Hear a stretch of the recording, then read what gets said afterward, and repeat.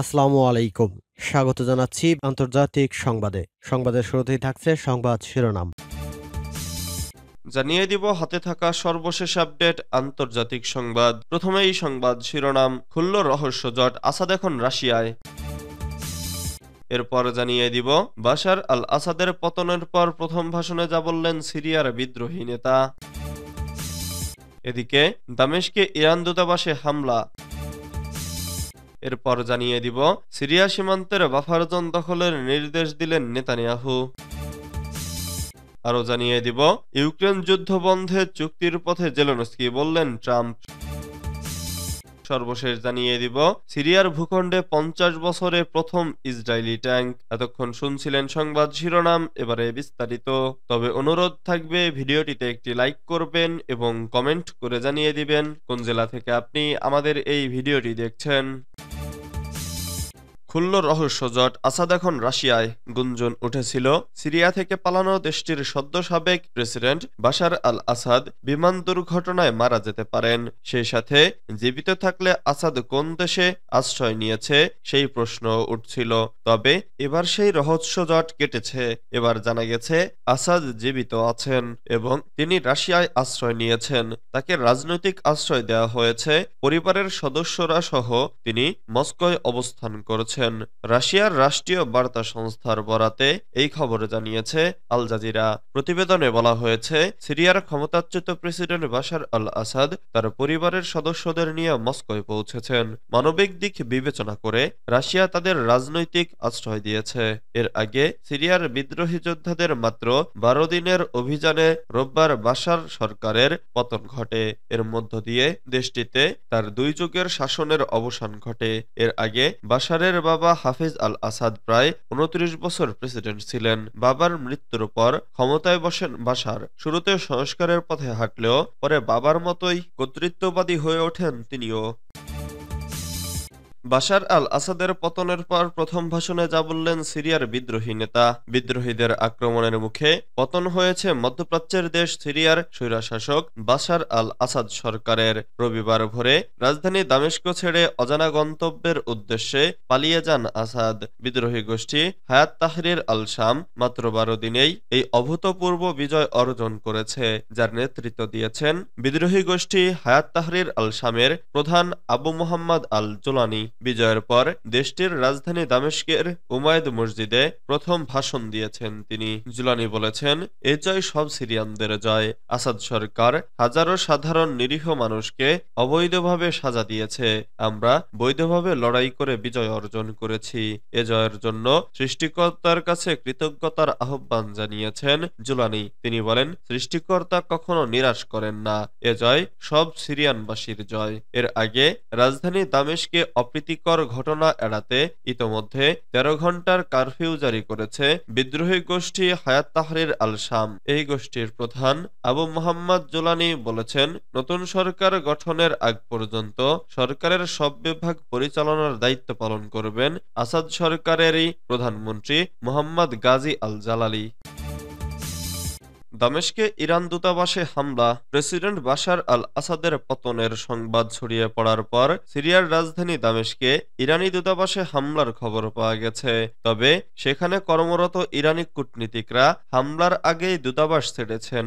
ইরানের গণমাধ্যমের বরাত দিয়ে এ সংবাদ জানিয়েছে এএফপি। রোববার সকালে সিরিয়ার সরকারি বাহিনীর বিরুদ্ধে যুদ্ধরত বিদ্রোহীর রাজধানী দামেস্কে প্রবেশের খবর পাওয়া যায়। সঙ্গে সঙ্গে আসাদের পালিয়ে যাওয়ার খবর ছড়িয়ে পড়ে। দুপুরে ইরানের রাষ্ট্রীয় টেলিভিশনে জানানো হয়, দামেস্ক ইরানি দূতাবাস হামলার শিকার হয়েছে। টিভিতে দূতাবাসের কূটনৈতিক কম্পাউন্ডের ভেতর থেকে আক্রমণের ফুটেজও দেখানো হয়। ইরানি গণমাধ্যম ও দেশটির পররাষ্ট্রমন্ত্রীর বরাত দিয়ে এএফপি জানায়, আক্রমণের আগেই আজ সকালে কর্মস্থল ত্যাগ করেছেন দূতাবাসের কর্মীরা। হায়াত তাহরির আল শাম ও তুরস্কের সমর্থনপুষ্ট বিদ্রোহীরা আসাদের সরকারি বাহিনীর বিরুদ্ধে 27 নভেম্বর উত্তরের আলেপ্পো শহরে বড় আকারের আগ্রাসন শুরু করে। অল্প সময়ের মধ্যেই 3 গুরুত্বপূর্ণ শহর আলেপ্পো, হামা ও হোমস শহরের পতন ঘটে। বিশেষত হোমসের পতনে দিশাহারা হয়ে পড়েন আসাদ।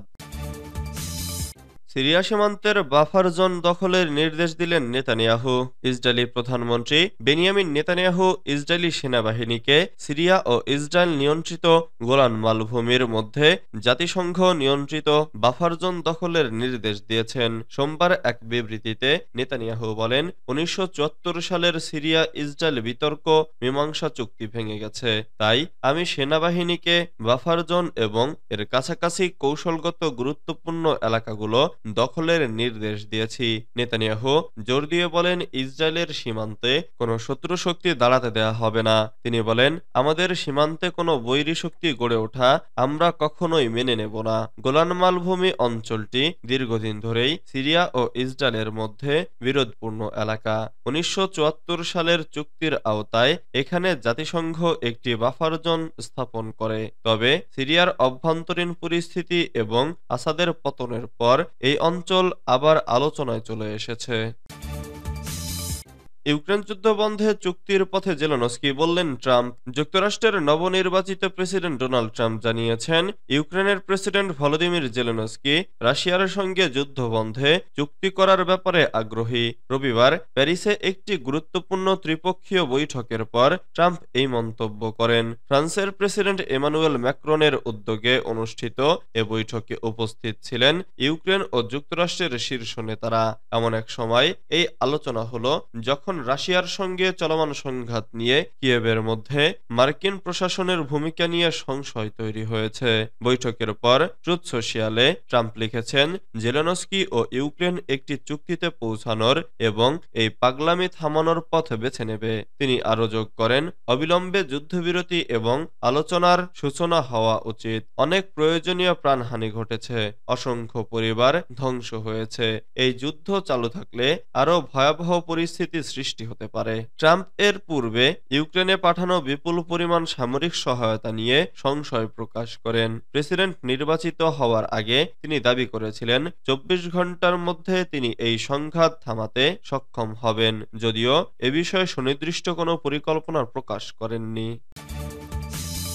সিরিয়ার ভূখণ্ডে ৫০ বছরে প্রথম ইসরায়েলি ট্যাঙ্ক। আসাদ সরকার পতনের পরপরই সীমান্ত অতিক্রম করে সিরিয়ার ভূখণ্ডে ঢুকে পড়েছে ইসরায়েলি ট্যাঙ্ক। দেশটির প্রেসিডেন্ট বাশার আল আসাদের পালানোর কয়েক ঘন্টার মধ্যেই সিরিয়ার গোলান মালভূমিতে প্রবেশ করেছে তারা।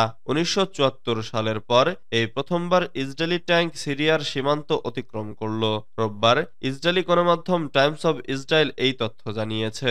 প্রতিবেদন অনুযায়ী ইসরায়েলি বাহিনী গোলান মালভূমির সিরিয়া ইসরায়েল সীমান্তে তাদের সেনা উপস্থিতি বাড়িয়েছে। এ পদক্ষেপ সিরিয়ায় অস্থিতিশীলতা সৃষ্টি করবে বলে আশঙ্কা করা হচ্ছে। ইসরায়েলের সেনারা জানিয়েছে তারা গোলান মালভূমি এবং সীমান্তের আশেপাশের অন্যান্য গুরুত্বপূর্ণ এলাকাগুলোতে নিরাপত্তা নিশ্চিত করতে সেনা পাঠিয়েছে। তবে গোলান মালভূমি অঞ্চলের স্থানীয় বাসিন্দাদের জন্য নতুন কোনো নিয়মাবলী চালু করা হয়নি। বাফার জোনে ইসরায়েলি ট্যাঙ্কের এই অবস্থানের মধ্য দিয়ে ১৯৭৩ সালের আরব ইসরায়েল যুদ্ধের প্রায় ৫০ বছর পর সীমান্ত অতিক্রম করে সিরিয়ায় প্রবেশ করল ইসরায়েলি বাহিনী।